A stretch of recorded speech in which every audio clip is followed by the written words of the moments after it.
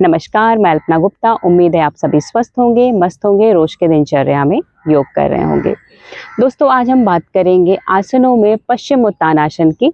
पश्चिम उत्तानासन का अभ्यास करने से पहले हम आपको बता दें कि पश्चिम उत्तानासन किसे करना चाहिए, किसे नहीं करना चाहिए, इसके लाभ क्या हैं। तो सबसे पहली बात कि अपने जीवन में एक आसन को जरूर साथ लेना चाहिए। आप कुछ न करें, एक आसन का अभ्यास अवश्य करें। दूसरी बात, पश्चिम उत्तानासन की हम जब चर्चा कर रहे हैं तो पश्चिम उत्तानासन एक ऐसा आसन है जो आपके पूरे शरीर को अच्छी तरह से इसमें खिंचाव आता है, खींचता है।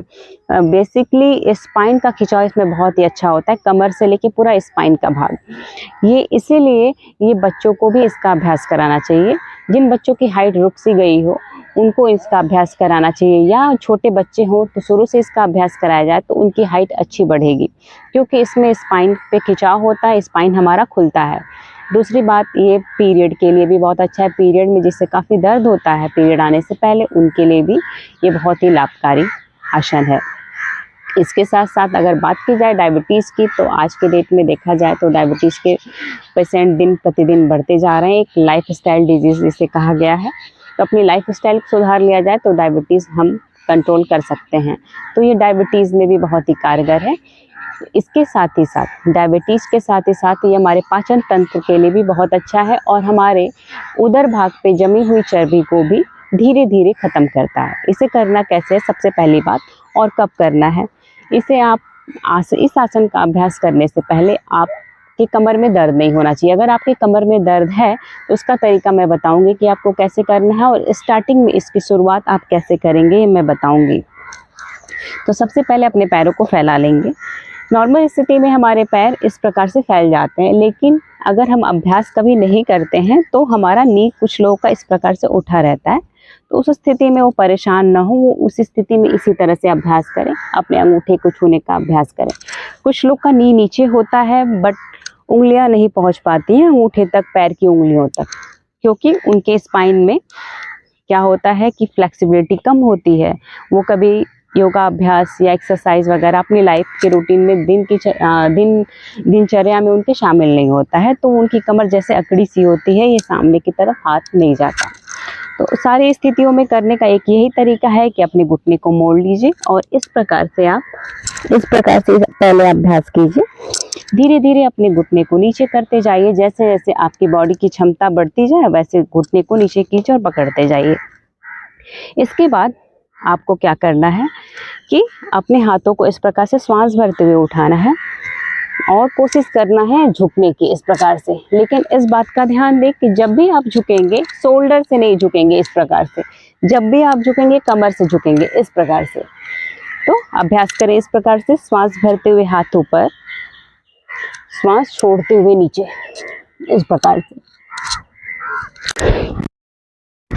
अगर किसी का अभ्यास पहली बार में हो जाता है तो इसका मतलब है कि उसकी स्पाइन की और कमर की फ्लेक्सिबिलिटी बहुत अच्छी है। तो आप अभ्यास करें। स्टार्टिंग का अभ्यास जो लोग नहीं कर पा रहे हैं इस प्रकार से करेंगे, जो लोग कर पा रहे हैं, जिनका घुटना नीचे है वो अपना अभ्यास इस प्रकार से करें। श्वास भरते हुए हाथ को हम ऊपर करेंगे और श्वास छोड़ते हुए नीचे, कमर से हम झुकेंगे और हाथों को इस प्रकार से, अगर लॉक होता है तो लॉक कर लेंगे, नहीं तो अपनी अंगूठे को इस प्रकार से पकड़ करके आराम से झुकेंगे।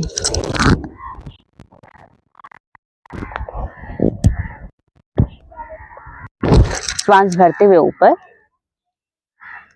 हम जितना होल्ड करते हैं नॉर्मल ब्रीदिंग में ही जाएंगे। श्वास छोड़ते हुए नीचे, जितना हम होल्ड करते हैं किसी भी आसन को, हमको उसका बेनिफिट उतना ही मिलता है इस प्रकार से।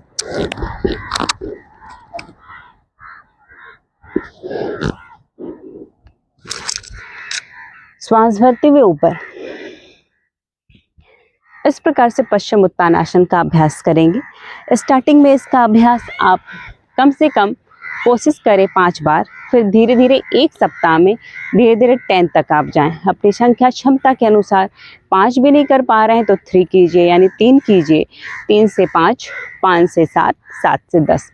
इस प्रकार से धीरे धीरे अपनी क्षमता को बढ़ाइए। कुछ दिन में आपका पश्चिम उत्तानासन बहुत ही अच्छा होने लगेगा और आप देखेंगे कि पश्चिम उत्तानासन करने के बाद आपकी स्पाइन और कमर में लचीलापन, फ्लेक्सिबिलिटी आपको डेवलप महसूस होगी।